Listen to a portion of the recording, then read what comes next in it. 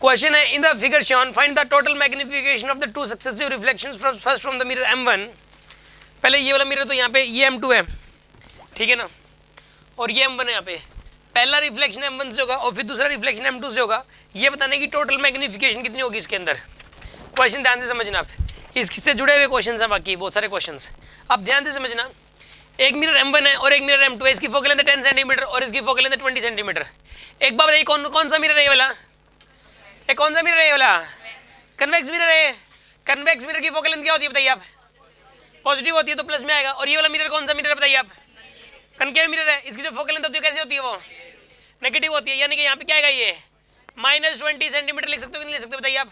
-20 लिख सकते हो आप। सबसे पहली बात तो आपको जो है ना साइन कन्वेंशन के अकॉर्डिंग ये पता होना जरूरी है कि भाई फोकल लेंथ पॉजिटिव है कि नेगेटिव, लिखना जरूरी है पहले तो। अब दूसरी बात पहला रिफ्लेक्शन किससे होगा ये क्लियर होना जरूरी है, और दूसरा रिफ्लेक्शन फिर उसके बाद किससे होगा। और 2 बार रिफ्लेक्शन हो रहा है तो इसका मतलब ये है कि 2 बार मिरर फॉर्मूला लगेगा। मिरर फॉर्मूला कितनी बार लगेगा? 2 बार। जितनी बार रिफ्लेक्शन होगा उतनी बार मिरर फॉर्मूला लगता है, जितनी बार रिफ्लेक्शन होगा उतनी बार ही मिरर फॉर्मूला लगता है। तो यहाँ पे पहले जो लाइट है ना वो M1 से टकराई तो पहले M1 से आप मिरर फॉर्मूला लगा दीजिए। और मिरर फॉर्मूला लगाने से भी पहले आप थोड़ी सी ऑब्जर्वेशन करेंगे इसके अंदर, ये F और 2F कहाँ पर और ऑब्जेक्ट कहाँ पे लाई कर रहा है और इमेज कहाँ पर बननी चाहिए। एक बार ये फोकल लेंथ 20, फोकल लेंथ 20 है तो F की वैल्यू तो 20 होगी, 2F की वैल्यू 40 होगी। F और 2F के ठीक बीच में है। वैसे मैं आपकी चीज बताऊं, F और 2F के जब ठीक बीच में ना, बिल्कुल ठीक बीच में, तो जो इमेज है ना डबल डिस्टेंस में बनती है और डबल साइज की इमेज बनती है। एक रिजल्ट होता है ये वाला। जैसे कि यहाँ पे ना फोकल लेंथ 20 है तो F की वैल्यू 20 होगी और 2F की वैल्यू क्या होगी? 40। एग्जैक्ट बीच में यानी 30 का मतलब F और 2F के ठीक बीच में हुई नहीं हुई, थोड़ा सा भी तो नहीं है, ठीक बीच में है। इसका मतलब जो V की वैल्यू आएगी ना इसका डबल आएगी, U का डबल आएगी, यानी 60 सेंटीमीटर आएगी इस केस में। और जो इमेज का साइज है वो डबल आता है। ये छोटा सा रिजल्ट है यार, ये करते करते इस टाइप का क्वेश्चन कई बार आ चुका है तो मेरे दिमाग में सेट हो गया ये, ठीक है ना। तो इसके अंदर की इमेज डबल डिस्टेंस में बनती है और उसका साइज और डबल बनता है, इन्वर्टेड इमेज बनती है। तो एक बात बताइए, जब 60 पे इमेज बनेगी मिरर फॉर्मूला तो इधर बनेगी, यानी इसके लिए क्या बनेगी? वो वर्चुअल इमेज, ठीक है ना। अब मैग्निफिकेशन निकाल लोगे आप, मतलब वर्चुअल ऑब्जेक्ट, इसके लिए तो वो रियल इमेज बनेगी, वो रियल इमेज बनाने के लिए भेज देगा, ये वर्चुअल ऑब्जेक्ट बनेगा इसके लिए। वो इसकी जो इमेज होगी वो इस मिरर के लिए वर्चुअल ऑब्जेक्ट होगा। हाँ जी, कोई डाउट है? क्वेश्चन लगता, ठीक है ना। ये क्वेश्चन नहीं था वो। सुनो एक इसके अंदर देखो, सुनो आप अभी देखिए, आप इस क्वेश्चन के अंदर कैसे करोगे आप? इस वाले मिरर के लिए M1 के लिए पहले मिरर फॉर्मूला लगा दीजिए आप, 1/u प्लस में 1/v is equal to 1/f। u की वैल्यू क्या लिखोगे बताइए इसके लिए? माइनस का 30 ना, अरे u -30 लिखोगे क्योंकि फ्रंट में है, प्लस में 1/v is equal to 1/f। f की वैल्यू कितनी लिखोगे यहाँ पे? -20। तो 1/v की वैल्यू कितनी है यहाँ पे? -1/20 प्लस का 1/30। आप ऐसा करो एलसीएम ले लो आप इसके अंदर, 1/v is equal to LCM लिया 16, क्या आएगा यहाँ पर? ये -3 प्लस का 2 यानी कि माइनस का 1/60, यानी कि v की वैल्यू कितनी है यहाँ से? -60 सेंटीमीटर आनी भी चाहिए, डबल डिस्टेंस पे आनी चाहिए थी।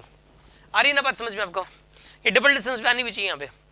तो इमेज आ गई डबल डिस्टेंस पे, तो यानी कि ये लाइट रे को कन्वर्ट करने के लिए भेज देगा यहाँ पे 60 सेंटीमीटर पे। 40 तो ये हो गया और यहाँ पे 20 और लगा लो लगभग। तो और ये इसकी साइज ऐसे अगर h है तो इसकी साइज 2h हो जाएगी यहाँ पे, इसकी साइज 2h। इन्वर्टेड इमेज बनी है और डबल साइज की बनी है, तो यानी मैग्निफिकेशन -2। सीधी सी बात है, देख के पता लग रहा है। इसके अंदर मैग्निफिकेशन, इस क्वेश्चन को सोल्व करने की जरूरत नहीं, मैं सीधा बता सकता था कि इससे रिफ्लेक्शन के बाद जो M1 आएगी ना, इसके द्वारा जो मैग्निफिकेशन आएगी वो -2 के बराबर आएगी, क्योंकि डबल साइज की इमेज बनेगी और इसके अंदर इन्वर्टेड बनेगी। तो सीधी सी बात है मैग्निफिकेशन -2 हो जाएगी। और प्रॉपर फॉर्मूले से अगर निकालना चाहते हो मैग्निफिकेशन M1 की वैल्यू, तो प्रॉपर फॉर्मूले से माइनस का v/u, v की वैल्यू क्या लिखोगे यहाँ पे? -60 और u की वैल्यू क्या लिखोगे? -30, यानी ओवरऑल कितना आ गया मैग्निफिकेशन? -2 आ गई मैग्निफिकेशन। मैग्निफिकेशन M1 निकालना जरूरी है। अब इसकी निकालोगे M2, फिर M1 इंटू M2 कर दोगे, नेट मैग्निफिकेशन आ जाएगी आपके पास। अब आप एक काम करो, इसको जो ना ये एक वर्चुअल ऑब्जेक्ट बन जाएगा। This is the virtual object for this mirror. अगर मिरर के फ्रंट में ऑब्जेक्ट होता ना, मिरर के फ्रंट में, तो वो रियल ऑब्जेक्ट होता। अब मिरर के बैक साइड में ऑब्जेक्ट है कि नहीं है, तो कैसा ऑब्जेक्ट होगा? ये वर्चुअल ऑब्जेक्ट होगा। कैसा ऑब्जेक्ट होगा ये?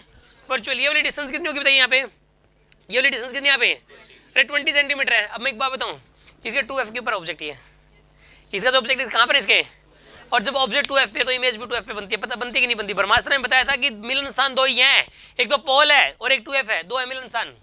तो 2f के ऊपर ऑब्जेक्ट है तो इमेज 2f पे बनेगी, सेम साइज की बनेगी और इन्वर्टेड इमेज बनती है। अगर ऊपर ऑब्जेक्ट होता तो नीचे इमेज बनती है और नीचे ऑब्जेक्ट ऊपर इमेज। हाँ जी, ब्रह्मास्त्र के अंदर ये चीज लिखी हुई है, देख लेना आप, ड्रॉ की गई है प्रॉपरली, इसलिए ब्रह्मास्त्र जरूरी है। ये पूरा क्वेश्चन ही मैं बताऊँ, इसको सोल्व किए बगैर, कुछ भी कैलकुलेशन किए बगैर ये वाला क्वेश्चन ब्रह्मास्त्र से सोल्व हो रहा है। हालांकि ये एक टफ क्वेश्चन में आता है, 2 बार रिफ्लेक्शन हो गया ना इसलिए। तो यहाँ पे जो इमेज बनेगी ना वैसे ये ऊपर बनेगी और ये 2h की ना तो 2h की बनेगी। तो यहाँ पे मैग्निफिकेशन क्या होनी चाहिए बताइए, -1।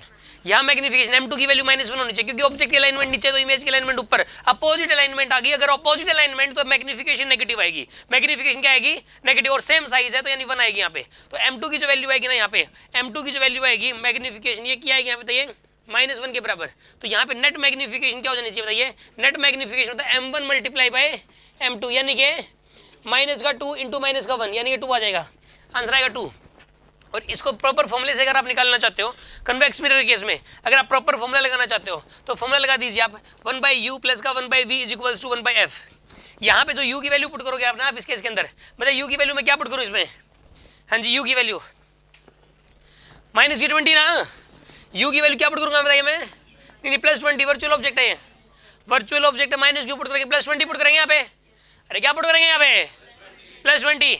और एक बात बताइए v की वैल्यू निकालनी है आपने को, v की वैल्यू कहते हैं कैसे निकालोगे v की वैल्यू, तो निकालनी है तो साइन अपने आप ही आ जाएगा। फोकल लेंथ कितनी है इसकी 10 है, प्लस का 10 या माइनस का 10, प्लस का 10, तो 1/v की वैल्यू आएगी 1/10 माइनस का 1/20, यानी कि एलसीएम ले लिया आपने 20, एलसीएम ले लिया यानी कितना यहाँ पे 2 - 1 यानी कि 1/20 आएगी। और v की वैल्यू कितनी आएगी यहाँ बताइए 20 सेंटीमीटर आ जाएगी v की वैल्यू, v इज 20 सेंटीमीटर। तो यहाँ पे मैग्निफिकेशन m2 निकालने के लिए आप यूज करोगे माइनस का v/u, माइनस का यहाँ पे इमेज वर्चुअल बनी हुई है, वर्चुअल इमेज बनी है तो यानी कि प्लस का 20 आएगा, और वर्चुअल ऑब्जेक्ट है यानी कि ये भी 20 होगा प्लस का, यानी कि -1 आ गई मैग्निफिकेशन।